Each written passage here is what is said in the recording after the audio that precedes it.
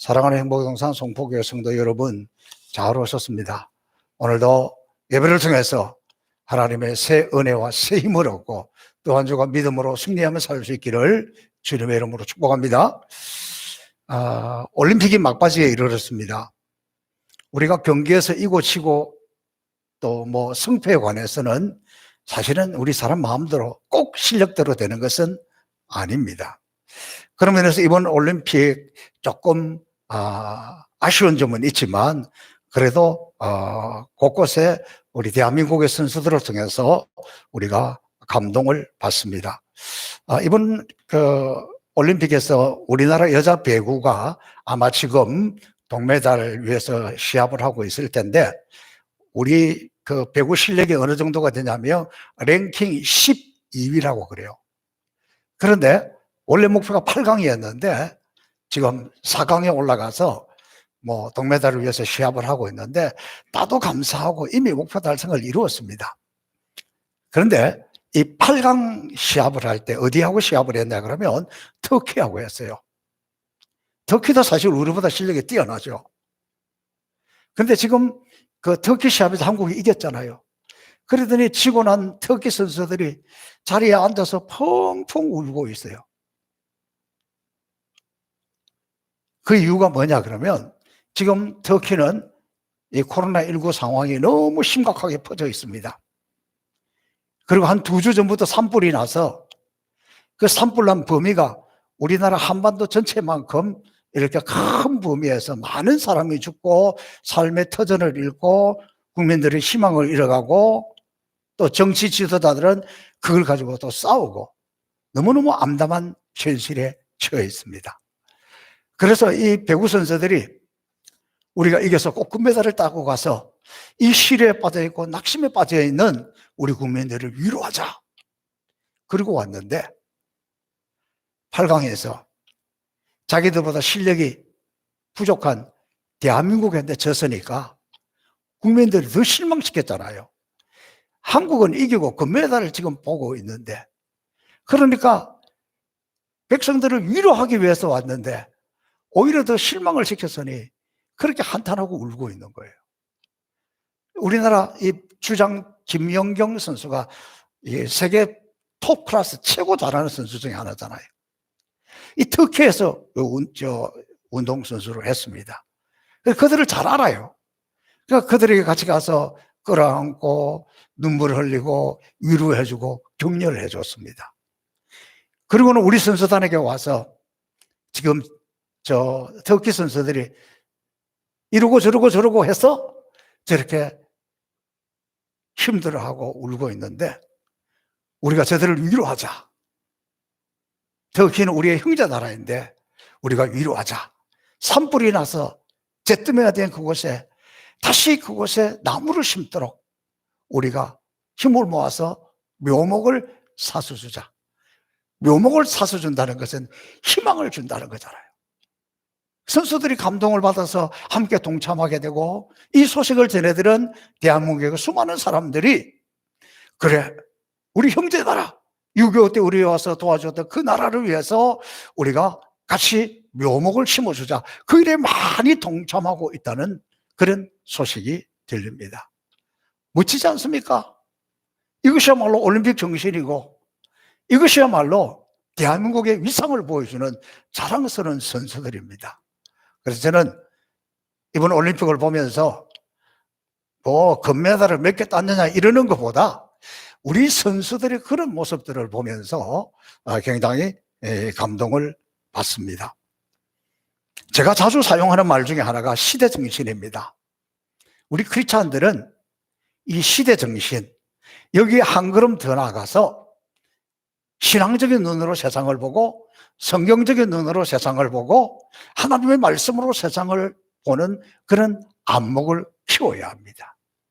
그래야 우리가 이 세상을 또 이 시대를 잘 극복하고 살아갈 수 있습니다. 우리나라에 지금 내년도 대통령 선거가 있는데 후보가 여당, 야당 할 것 없이 얼마나 많이 나왔는지 하여간 최소한 20명은 넘는 것 같아요. 저도 누군지 잘 몰라요. 이렇게 후보가 많이 나왔다는 것은 그만큼 강력한 후보가 없다는 것이고 백성들에게 뚜렷한 비전을 보여주는 지도자가 없다는 뜻입니다. 그래서 지금 우리 대한민국의 모습은 지도력의 상실이고 리더십의 부재로 말미암아 코로나19 이것을 헤쳐나가는 데 있어서도 좀 우왕좌왕 갈팡질팡 방황하고 있는 모습입니다. 이때 우리는 모두가 이렇게 길을 잃고 혼돈 속에 빠져 있는 이때에 우리 믿음의 사람들은 어떻게 살아야 할 것인지를 성경을 통해서 다시 한번 깨닫고자 합니다.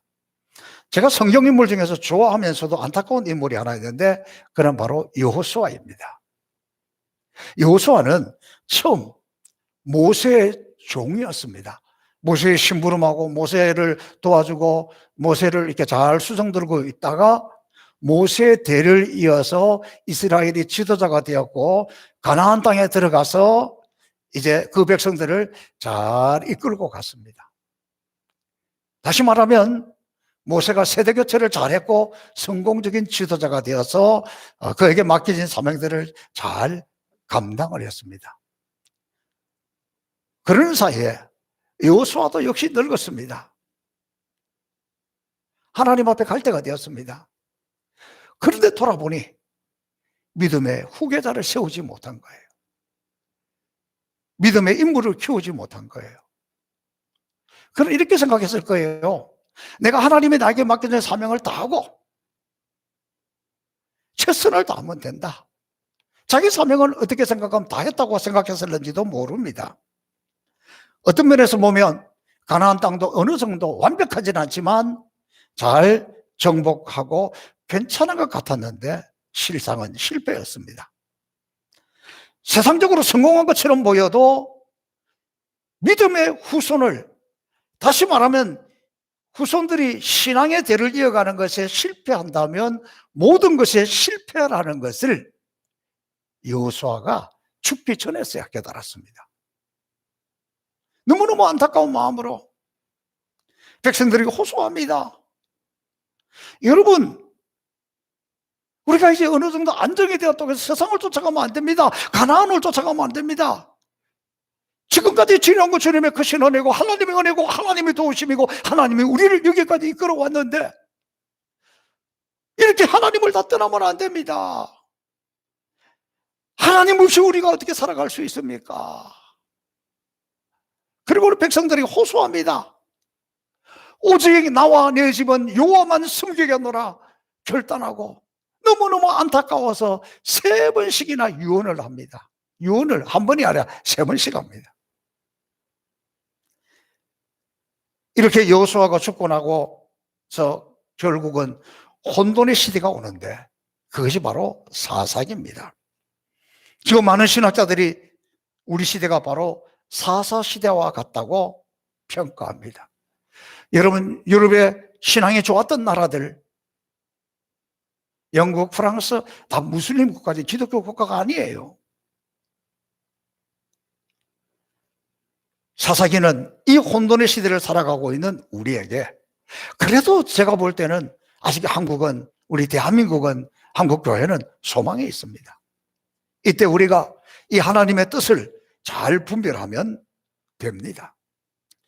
사사기의 처음 시작은 1장 1절에 여호수아가 죽은 후에 이렇게 시작합니다. 그리고 마지막은 21장 25절에 그때의 이스라엘에 왕이 없으므로 사람이 각기 자기의 소견대로, 자기 소견에 옳은 대로 행하였다.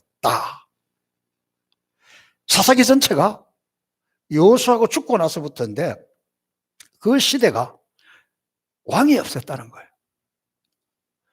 모세는 하나님의 직접적인 지시를 받아서 움직여서 모세 시대의 왕은 하나님이었습니다. 여호수아 시대의 왕은 하나님이었습니다. 그런데 이 여호수아가 죽고 난 뒤, 이제 여호수아가 죽고 난 뒤에는 왕이 없습니다. 모두가 자기 소견대로 살아갔습니다. 이 사사기의 가장 중요한 핵심적인 메시지는 여호수아가 죽었다.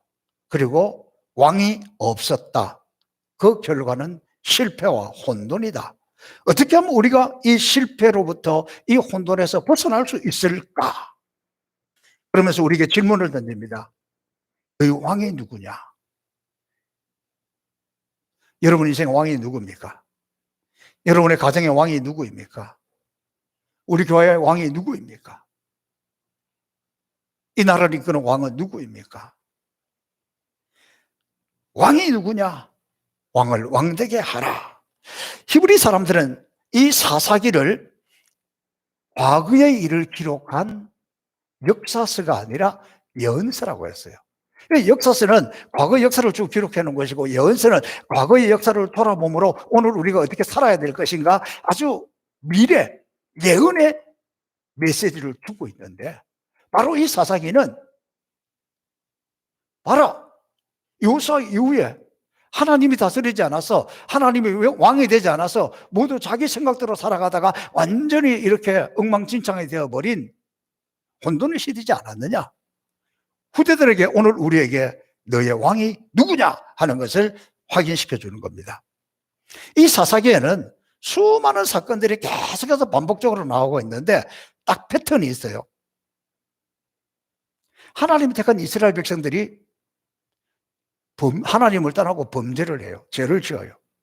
그럼 하나님은 범죄한 이스라엘 백성을 내버려 둘 수가 없습니까? 첫째, 범죄합니다. 그럼 하나님이 징계를 해요. 이 하나님이 징계하는 방법은 이웃 나라를 들어서 때로는 애굽, 때로는 아수르, 때로는 바벨론, 때로는 블레셋, 이런 나라를 들어서 칩니다. 그러면 죽을 고생을 하고 죽기 직전에 하나님 우리 불쌍히 여겨주세요. 하나님 우리 도와주세요. 하나님 살려주세요. 그래서 기도해요. 그러면 하나님은 또 은혜를 베풀어서 구원해 주는 것. 이 네 가지 방법으로 계속해서 이게 반복하고 있어요. 이게 참 우리 인간의 연약함이죠. 이 이스라엘 백성들은 점점 조금만 괜찮아지면 하나님을 버리고 세상을 부러워하고 가나안을 닮아갑니다. 이것이 오늘 한국교회 모습이고 우리의 모습입니다. 한국교회가 부흥하고 잘 되면 쭉 올라가면 얼마나 좋아요. 그냥 기도의 등불이 꺼져가고 이 핑계 저 핑계 영적 힘을 잃고 세속에 물들어갑니다. 이때 기름 부은 사자들, 기름 부음을 받은 사사들, 기름 부음을 받는 교회, 기름 부음을 받는 주의 백성들이 일어나서 새로운 부흥의 시대를 열어야 한다는 거예요. 여러분 지금 코로나19로 말미암아 한국교회가 굉장한 위기 가운데 있습니다. 수많은 교회들이 지금 점점 어려워지고 있고 문을 닫고 있고 폐쇄의 길로 들어가고 있습니다. 나누어져요. 양극화가 돼가고 있습니다. 그러나 교회가 깨어있으면, 교회가 교회다워지면, 교회가 이 본질을 잘 추구하고 하나님 앞에 서 있으면 하나님은 그런 교회를 사사시대에 사사들을 쓰신 것처럼 쓰실 줄로 믿습니다. 저는 우리 행복산 송포교회가 그런 교회가 될 줄로 확신합니다. 자, 사사기는 구약에서 성령 사역이 가장 두드러진 책입니다. 사사가 등장할 때마다 나타나는 모습은 여호와의 영이 그에게 임했다. 하나님의 영이 그에게 임했다.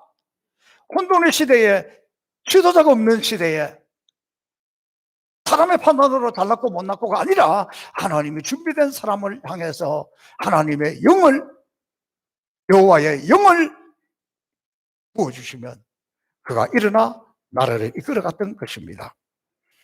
지금 우리 교회는, 한국교회는 세상 사람들에게 손가락질 당하고 비난의 대상이 되고 무능하고 천덕꾸리 같이 되어버리고 말았습니다. 그러기에 더욱 우리가 이 사사기를 통한 하나님의 음성을 들어야 합니다. 세상 말할 것도 없고 교회 안에 있는 성도들도 너무나 약해져가지고 조그마한 무슨 일만 있으면 상처받아서 주님을 떠나버리는 이런 안타까운 현실입니다. 바로 이 사사기는 하나님의 은혜가 인간의 약점이나 인간의 범죄보다 더 크다는 것을 보여주고 있어요. 성경은 우리에게 말합니다. 의인은 없나니 하나도 없으며 모든 사람이 죄를 범하였으며 하나님의 영광에 이르지 못하더니, 그리고 우리가 다 연약하고 범죄하고 쓰러지고 넘어지고 그럴 수밖에 없는 인생이지만, 하나님의 은혜는, 하나님의 사랑은 그거보다 훨씬 더 크기 때문에 그런 걸 다 감싸고 보다듬고 일으켜 주신다는 것을 가르쳐주고 있습니다. 그러므로 여러분, 이 혼돈의 시대에 우리 가운데 하나님의 영이 임하여서 우리를 통해서 하나님이 살아계신 것이 보여지고 하나님의 사랑이 보여지고, 세상의 좌절 속에 있고 실망 속에 있고 실패의 구렁텅이 속에 있고 절망 가운데 있지만, 그래도 하나님이 이렇게 지금 살아계시구나, 하나님의 사랑이 여기에 있구나, 이런 것들을 통해서, 이런 것들을 보임으로 세상에게 희망을 주고, 낙심한 사람들에게 소망을 주고, 좌절한 교인들에게 꿈을 심어줘야 되는 거예요. 어쩌면 지금 한국교회 수많은 성도들이 이제 코로나 와서 한국교회 끝나서, 예배드리는 것도 끝나서 그럴는지 모릅니다. 그러나 우리가 하나님 앞에 살아있고 우리 예배가 살아있고 우리 예배가 껴있어서 지금도 여전히 하나님은 이 행복의 동산 송포교회를 통해서 역사하시고 응답하시고 붙들어주시고 능력을 행하시는구나. 어려울수록 힘들수록 하나님밖에 없다, 교회밖에 없다, 예배밖에 없다, 이걸 우리가 보여줘야 된다는 거예요. 자, 이 어렵고 혼돈의 시대에 어떻게 일었을 것이냐, 오늘 이 성경은 여호와께 여쭈어 이르되 질문으로부터 시작합니다. 어쩌면 수많은 한국교회 교인들이, 이 땅의 백성들이 뭐부터 해야 되냐? 이 혼돈의 시대에 어떻게 해야 되냐? 그렇게 질문하는데, 믿음의 사람은 사람에게 질문을 하는 것이 아니라, 허공에 질문하는 것이 아니라, 세상에게 질문하는 것이 아니라 여호와께 여쭈어 이르되, 하나님 앞에 여쭈어 이르되. 아주 구체적입니다. 1절에 보니까 여호수아가 죽은 후에 이스라엘 자손이 여호와께 여쭈어 이르되 우리 중 누가 먼저 올라가서 가나안 사람과 싸우리까. 자, 사사시대 여호수아가 죽은 후부터 시작하는데, 우리가 알아야 될 것 중에 하나는 이 사사는 여호수아 이전에도 있었다는 거예요. 이스라엘 마을마다 어른들이 있는데 그분들을, 이렇게 지도자들을 장로라 그랬습니다. 그리고 또 영적으로 사람들을 잘 보다듬고 이끌어가는 사람들을 사사라 그랬습니다. 우리 한국교회도 제가 어릴 때 보면 교회 안에 공식적인 직책 장로가 아니고 영수라는 직책이 있었어요. 그 영수님, 또 교회를 이끌어가는, 조그마한 교회 이끌어가는 조사님, 이런 분들이 있었는데, 이게 조금 이 시대에 그 사사와 같은 이런 역할을 한 분이지 않는가. 자, 여호수아가 죽고 난 이후에 그동안에는 모세, 여호수아, 강력한 하나님의 종들에 의해서 움직였는데, 이제는 그런 사람이 없고 구석구석에 있던 사사들이 무명의 사람들입니다. 이름 있는 사람들이 아니에요. 영웅이 아니었어요. 뭐 요즘 교회로 표현하면 그냥 좀 평범한 구역장이라고 해서 될까요? 그런 겁니다. 이 사사 중에는 장애인도 있었고, 또 서자로 태어나서 조폭세계에 굴려다니다 온 친구도 있었고, 여자도 있었고, 이들은 전쟁하고는 어울리지 않는 사람입니다. 그런 사사들이 하나님의 영이 임하니까 원수들 앞에서 하나님의 말씀을 붙들고 일어나서 나라를 구원해내는 그런 놀라운 기적을 행합니다. 저도 예전에는 사사시대는 혼돈의 시대요, 실패의 시대라 생각했습니다. 그런데 성경을 연구하면 연구할수록 여러분, 어떻게 하나님의 역사에 실패는 없는 거예요. 모든 것이 합력하여 선을 이룰 뿐입니다. 결국 사사시대는 실패의 시대가 아니라 새로운 시대라는 거예요. 자, 여기서 우리는 새로운 영적 패러다임이 바뀌어져야 됩니다. 예전에는 강력한 리더십을 가지고 있는 어떤 그런 모세나 여호수아 같은 사람에 의해서 이끌어져 갔다면, 지금은 평범한 평신도들에게 하나님의 영이 임하고 새로운 역사가 이루어진다는 거예요. 이 사사시대에는 출신이나 사회적인 신분, 공부한 것, 세상적인 지위 이런 것과 관계없이 나름대로 하나님 앞에 헌신한 사람들에게 하나님은 누구든지 그에게 하나님의 영을 부어주셔서 그 공동체를 이끌어갈 수 있도록 하는 것, 한마디로 열린 시대라는 거예요. 자, 이 새로운 시대, 무명의 시대, 지도자가 없는데 평신도가 일어나는 이런 시대에 이것은 사람이 움직이는 것이 아니라 이것이 하나님의 역사라는 거예요. 그래서 그 첫 질문이 여호와께 여쭈어 이르되, 지금 이스라엘 백성들이 하나님께 묻는 이유는 여호수아가 가나안 땅을 정복했지만 아직도 가나안 땅을 정복하지 못한 구석구석에 가나안의 원주민들이 많이 남아 있었어요. 이것들을 잘 정복하고 다 제거하고 온전한 땅으로 만드는, 온전한 나라로 만드는 것이 중요한데 여호수아가 죽으니까 포기하고 싶습니다. 이것으로 여기까지만 만족하고 싶습니다. 그런데 그때 하나님의 사람들이 일어나고, 이럴 수는 없다. 하나님의 약속인데, 하나님의 축복인데, 하나님 우리가 언약한 것인데 우리가 여기서 멈출 수 없다.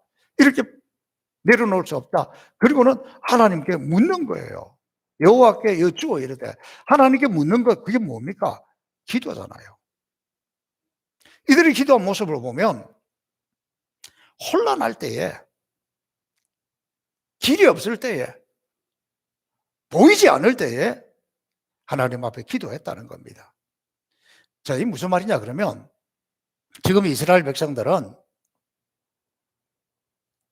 40년 광야를 거쳐서 모세라는 탁월한 지도자, 그 다음에 요수아라는 탁월한 지도자, 이분들을 통해서 가나안 땅에 들어왔습니다. 그런데 아직 이 가나안 땅의 상황은 이스라엘 백성들이 12지파잖아요. 그 중에서 5개 지파는 자리를 차지하고 땅을 분배받았습니다. 나머지 7지파는 아직도 산악지대고 구석구석에 있는 가나안 사람들을 몰아내지 못하고 한 곳에 지금 모여가 있어요. 거기다가 지도자는 죽었죠. 하늘에서 내리던 만나 메추라기는 끊어졌죠. 농사를 지어서 먹을 음식은 없죠. 그야말로 앞이 보이지 않는 혼돈의 시대였습니다. 어쩌면 많은 사람들은 포기하자, 여기서 그만두자 그랬을런지 모릅니다. 모두가 자 봐라, 지도자도 없고 뭐도 없고 뭐도 없고 이 혼란한데 포기하자, 포기하자. 우리가 어떻게 하겠느냐? 누가 하겠느냐? 그럴 때에 기도하는 사람이, 하나님을 찾는 사람이, 우리가 하나님의 택한 민족인데, 하나님의 약속의 자녀인데, 그래, 우리가 지도자가 없다고 한탄할 것이 아니라 우리의 왕이신 하나님, 우리의 지도자신 하나님이지 않느냐? 우리가 그분에게 기도하자. 저는 지금 이 혼란의 시대에 코로나19로 말미암아서 경제적으로도 어렵고 여러 가지가 모두가 이 사회가 난맥상에 빠져 있는데 도대체 코로나가 언제 끝날지 모르겠다. 이렇게 오래 갈 줄 아무도 몰랐다. 경제는 점점점 어려워지고 있다. 이때 우리 어떻게 하겠느냐? 한국 교회 어떻게 하겠느냐? 우리 교회는 어떻게 하겠느냐? 막 지금 모두가 어수선하고 우왕좌왕하고 있을 때, 이때 아니야. 이럴 때일수록 하나님 앞에 기도해야지. 이럴 때일수록 하나님 앞에 가야지. 하나님밖에 없어. 그러면서 기도하는 사람들이 그때 나타났다는 거예요. 그러니까 지금이야말로 그 어떤 뭐 위대한 인물을 찾는 것이 아니라, 세상적인 무엇을 구하는 것이 아니라, 교회 구석구석에서 각 가정마다 기도하는 사람들이 일어서기 시작하고, 이대로 우리가 주저앉을 수 없어. 우리가 살 길은 하나님밖에 없어. 기도밖에 없어. 교회도 구석구석에서 이런 것들이 일어났다는 거예요. 그리고 이들이 기도하는 모습을 보면 합심해서 기도한 거예요. 1절에 보니까 우리 중에 이랬습니다. 우리 중에. 말은 무슨 말이냐 그러면 12지파 중에서 5지파는 땅을 차지했고 7지파는 아직 땅을 차지하지 못했어. 그러니까 나머지 땅을 차지하려면 땅 차지하지 못한 너희들끼리 어떻게 해봐. 이게 아니라 우리 중에. 우리 중에 우리 다 함께 하나님, 우리 다 함께 저 가난을 쫓아내기 위해서 누가 올라가면 좋겠습니까? 이렇게 물어보고 있는 거예요. 여러분, 우리가 개인적으로 기도하는 거 귀합니다. 그러나 합심해서 하는 기도는 더욱 귀합니다. 이번 주에도 보니까 계속해서 한 4명, 5명씩 교회 와서 기도하더라니까. 어제도 토요일인데도 어제는 낮에 와서 기도를 하더라니까. 그래서 저는 말씀을 준비하고 있었기 때문에 당신들이 사사입니다. 당신들이 교회를 일으킬 사람들입니다. 지금은 이렇게 코로나 때문에 모여서 기도할 형편이 못 된다. 아니에요. 그래도 감사하게 우리 교회는 이렇게 4명, 5명씩 다 와서 기도하는 모습을 봐요. 여러분, 지금 우리가 살 길은 큰일 났다, 끝났다, 이게 아니에요. 기도의 줄을 놓쳤으면 기도의 줄을 잡고 기도의 네트워크를 형성해야 됩니다. 비록 한 자리에 모여서 같이 기도하지 못해도 이 문제를 위해서, 이 어려운 일을 위해서, 이 시대를 위해서 우리가 같이 기도하자.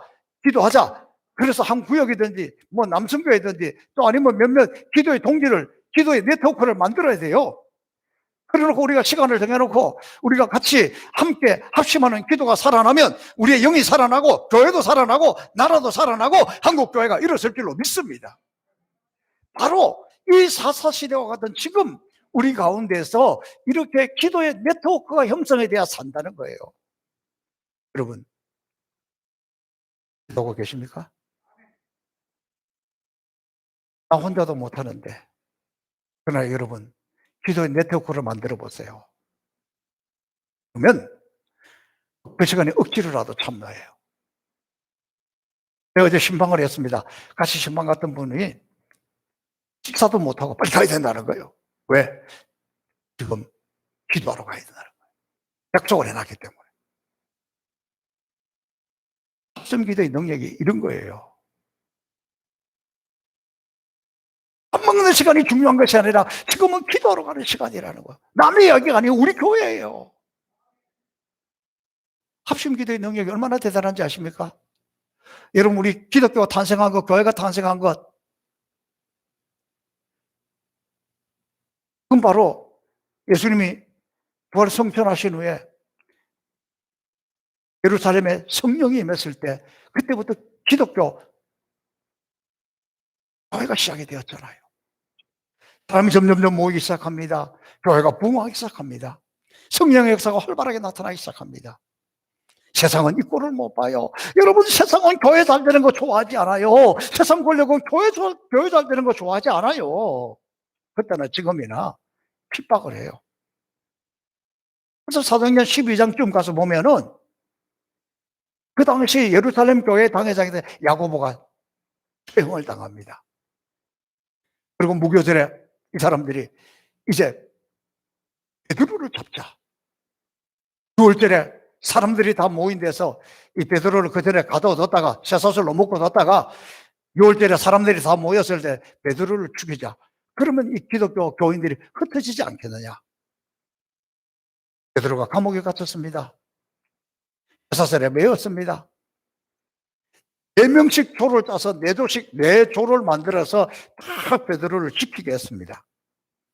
그런데 그때 교회의 모습을 보면 사도행전 12장에 보면 교회는 그를 위하여 간절히 하나님께 빌더라. 또 마가라는 요한의 어머니 마리아의 집에 가니 여러 사람이 모여 기도하더라. 합심해서 기도했다는 증거입니다. 그렇게 기도할 때 어떤 현상이 일어나느냐?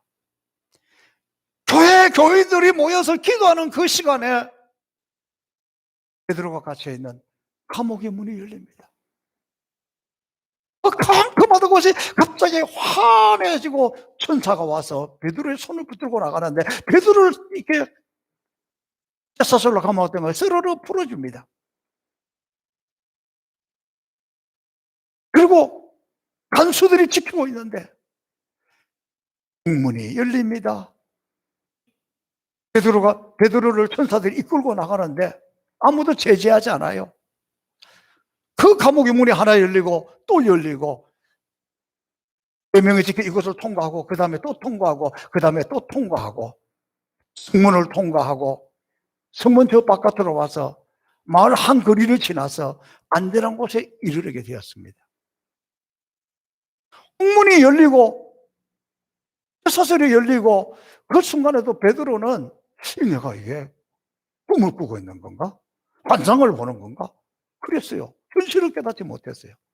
그러다가 안전한 곳에 와서 천사가 사라지게 되었을 그때야, 아, 천사가 나를 이렇게 이끌어내었구나. 그런데 알고 보니까 그때 성도들을 교회에서 모여서 기도하고 있었다는 거예요. 여러분, 우리 기독교 역사는 사정전뿐만 아니라 선교 역사나 많은 곳에서 이런 역사가 얼마나 많이 일어납니까? 합심해서는 기도였고, 이들의 기도에 중요한 것은 응답이었습니다.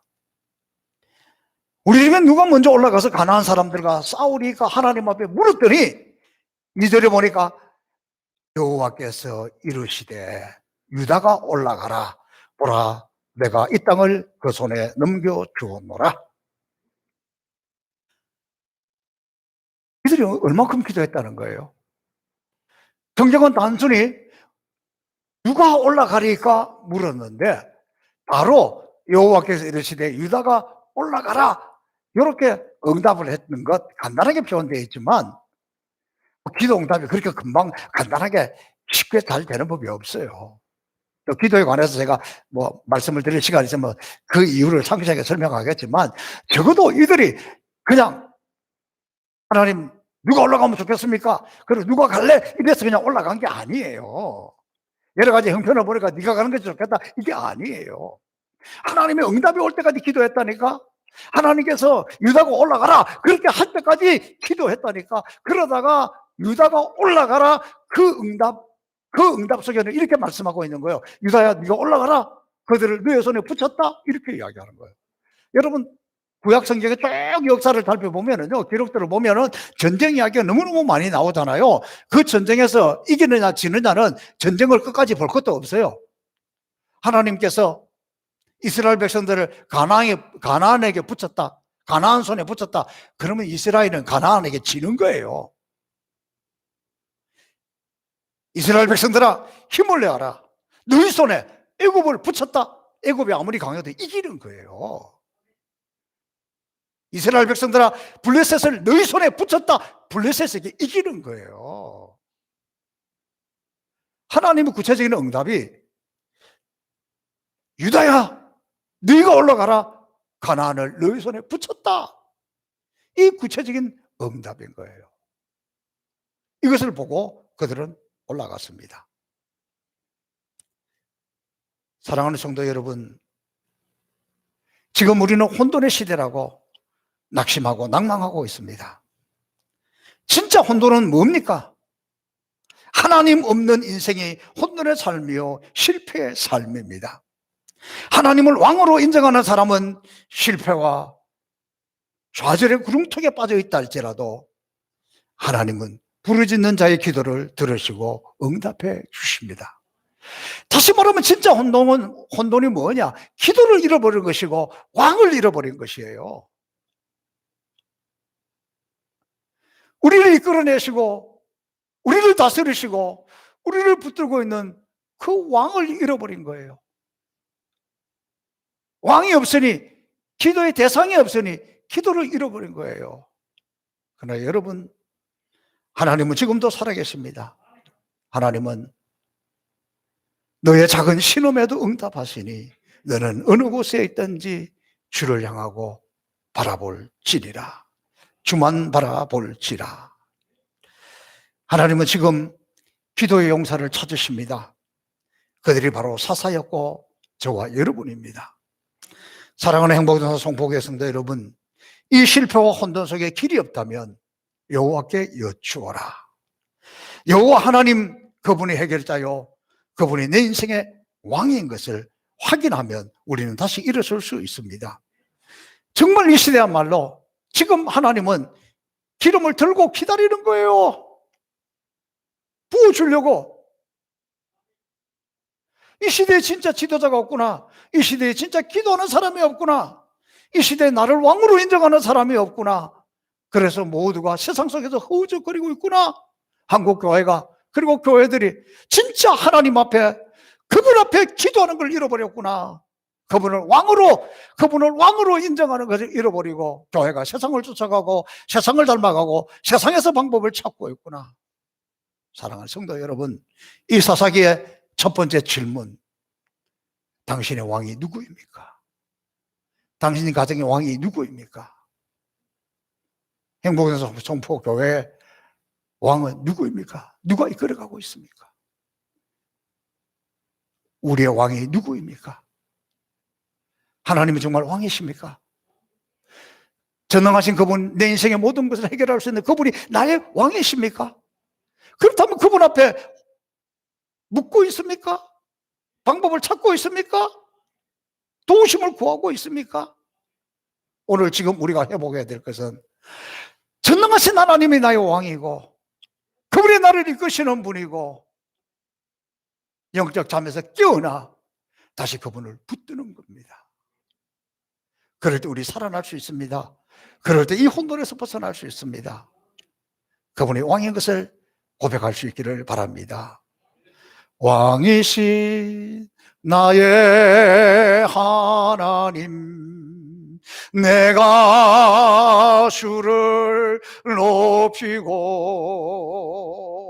영원히 주의 이름을 송축하리이다. 하나님을 나의 왕으로, 왕이신 나의 하나님, 내가 주를 높이고 내가 주를 높이고 영원히 주의 이름을 송축하리이다.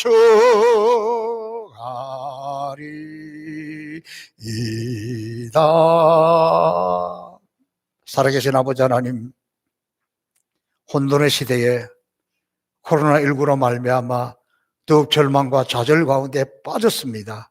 하나님이 우리의 왕인 것을, 하나님이 나의 왕인 것을, 하나님 우리 가정의 왕인 것을, 하나님 우리 교회의 왕인 것을 잊어버리고 혼돈 속에 들어갔습니다.